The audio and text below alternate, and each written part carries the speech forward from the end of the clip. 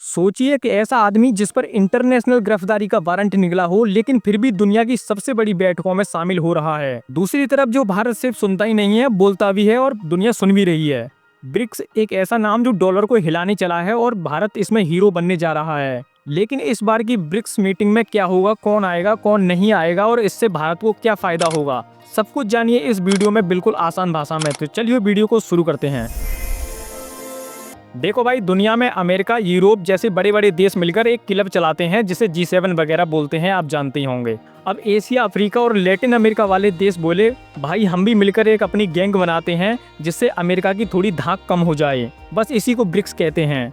BRICS यानी ये 5 बड़े देश का सम्मेलन है जिसमें B for Brazil, R for Russia, I for India, C for China और S फॉर साउथ अफ्रीका। अब इसमें 2023 के बाद कुछ नए साथी भी जुड़ गए हैं जैसे ईरान, UAE, मिस्र, सऊदी अरब और इथोपिया। ब्रिक्स समिट 6 और 7 जुलाई को रियो डी जेनेरियो में ऑर्गेनाइज किया जाएगा। रियो डी जेनेरियो एक ब्राजील की सबसे ब्यूटीफुल जगह है। सोचो, समुद्र के किनारे पूरा तामझाम और दुनिया भर के नेता और सबकी नजर भारत पर होगी। चलिए जानते हैं कि इससे भारत को सीधा क्या फायदा होगा। नंबर 1, दुनिया में इज्जत बढ़ेगी क्योंकि मोदी जी को स्पेशल डिनर के लिए इनवाइट किया गया है और चीन के राष्ट्रपति खुद नहीं आ रहे हैं। नंबर 2, रुपये का जलवा। अब ट्रेड में डॉलर की बजाय रुपये से लेन देन की बात हो रही है, इससे भारत का पैसा मजबूत होगा। नंबर 3, लीडरशिप का मौका। अगली ब्रिक्स मीटिंग की कमान भारत को दी गई है, यानी हम अब गेस्ट नहीं है, हम होस्ट बनने जा रहे हैं। अब बात थोड़ा हटके करते हैं पुतिन के वारंट के बारे में। भाई 2023 में ICC ने रूस के प्रेसिडेंट पुतिन के खिलाफ एक गिरफ्तारी वारंट निकाला था। ICC का मतलब इंटरनेशनल क्रिमिनल कोर्ट। ICC ये दुनिया की एक बड़ी अदालत है जो ये तय करती है कि कौन इंसानियत के खिलाफ जुर्म कर रहा है। इसका दफ्तर नीदरलैंड के हेग शहर में है। अमेरिका और रूस और भारत इसके सदस्य नहीं है, लेकिन ब्राजील सदस्य है। दोस्तों, आखिर क्यों भारत ICC का सदस्य नहीं है? क्योंकि भारत को डर है कि इससे हमारे फौजी और अफसरों पर भारी केस चल सकते हैं, इसलिए हम इससे दूरी रहते हैं। इसके चलते ब्रिक्स समिट अब की बार ब्राजील में ही ऑर्गेनाइज किया जा रहा है। अब अगर पुतिन ब्राजील में आते हैं तो ICC कहती है गिरफ्तार करो। दोस्तों, अब की बार रूस के प्रेसिडेंट पुतिन इस बार ब्रिक्स समिट में हिस्सा नहीं लेंगे, वो वीडियो कॉन्फ्रेंसिंग के जरिए मीटिंग में हिस्सा लेंगे। दोस्तों, ऐसी क्या वजह थी जो ICC ने पुतिन के खिलाफ गिरफ्तारी के वारंट जारी किए थे? वजह ये थी कि पुतिन पर यह आरोप लगा था कि यूक्रेन के बच्चों को जबरदस्ती रूस अपने देश ले गया था। अब ये तो युद्ध का अपराध माना गया और पुतिन पर ICC ने केस ठोक दिया। इसके चलते जो देश ICC के मेंबर हैं और पुतिन इन देशों में से किसी में भी घूमने आते हैं या पर किसी मीटिंग में हिस्सा लेते हैं तो उन्हें अरेस्ट कर लिया जाएगा।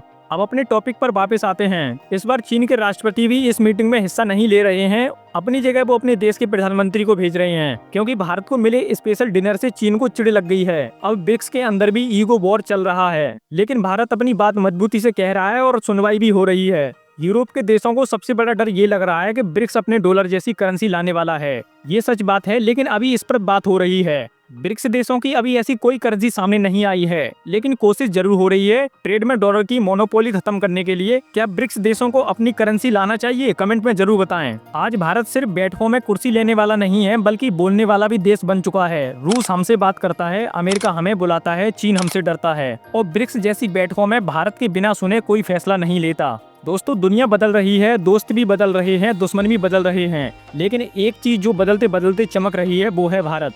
ब्रिक्स की इस कहानी में भारत अब साइड रोल नहीं, लीड रोल में है। एक वक्त था जब हम दुनिया से पीछे थे, अब वो वक्त है जब दुनिया हमें फॉलो कर रही है, क्योंकि आज भारत G20 की अध्यक्षता भी कर चुका है। SCO और ब्रिक्स जैसे संगठनों में लीड कर रहा है। रुपए और UPI और चंद्रयान टेक्नोलॉजी में आगे है और अब डिप्लोमेसी में भी सुपर पावर बनने की रफ्तार पर है। दोस्तों, ब्रिक्स समिट भारत के लिए क्यों जरूरी है? देखिए, चीन का बैलेंस बनाने के लिए, डॉलर के दबाव से निकलने के लिए, तेल गैस का सस्ता और सोर्स पाने के लिए, ग्लोबल साउथ में लीडर बनने के लिए और भारत की सॉफ्ट पावर बढ़ाने के लिए ब्रिक्स सम्मेलन भारत के लिए बहुत ज्यादा जरूरी है। कभी हम IMF से कर्ज लेते थे, आज हम दुनिया को सलाह दे रहे हैं। कभी हमें मीटिंग्स में कुर्सी तलक नहीं मिलती थी, आज हम उस टेबल के होस्ट बन चुके हैं। ब्रिक्स 2025 कोई मामूली समिट नहीं है, ये है उस भारत की कहानी जो अब किसी के पीछे नहीं चलता, बल्कि दुनिया को आगे ले जाने के लिए तैयार बैठा है। और आने वाला कल शायद ब्रिक्स के नहीं बल्कि भारत के नाम होगा।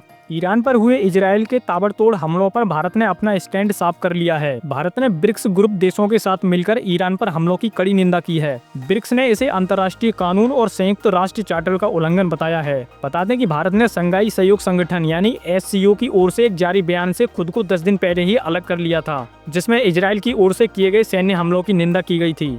अब भारत ने इस मामले में अपना रुख स्पष्ट कर दिया है। दोस्तों, भारत ने जिस अंदाज में ईरान हमले पर गहरी चिंता जाहिर की है, उसके बाद पूरी दुनिया चकित रह गई है। ब्रिक्स ग्रुप के साथ मिलकर भारत ने ईरान पर 13 जून 2025 से हो रहे सैन्य हमलों पर कड़ा रुख अपनाया है, जिसके बाद पूरा ईरान भारत से गदगद हो गया है। दोस्तों, चीन ने ब्रिक्स का विस्तार अपनी इच्छा अनुसार करवाने की कोशिश की है। सऊदी अरब, ईरान, यूएई जैसे देश ब्रिक्स में शामिल हो रहे हैं, लेकिन इस बार ब्राजील और इंडिया को सतर्क रहने की जरूरत है। मीडिया बताता है कि चीन लीडरशिप वर्ल्ड ऑर्डर बदलने की कोशिश कर रहा है, लेकिन ये भी छुपा दिया जाता है कि भारत कैसे डिफेंसिव और संतुलित मूव कर रहा है। प्रेस लाइन में ब्रिक्स अब 10 देशों के करीब दिख रहा है, लेकिन अंदर कंफ्यूजन है। चाइना चाहता है कि ब्रिक्स G7 को चुनौती देने वाला बड़ा ग्रुप बन जाए, लेकिन दोस्तों इंडिया और ब्राजील सिर्फ ये चाहते हैं कि ये ग्रुप अर्थव्यवस्था समर्थन वाला ग्रुप बना रहे, ना कि राजनीतिक मोर्चा बन जाए।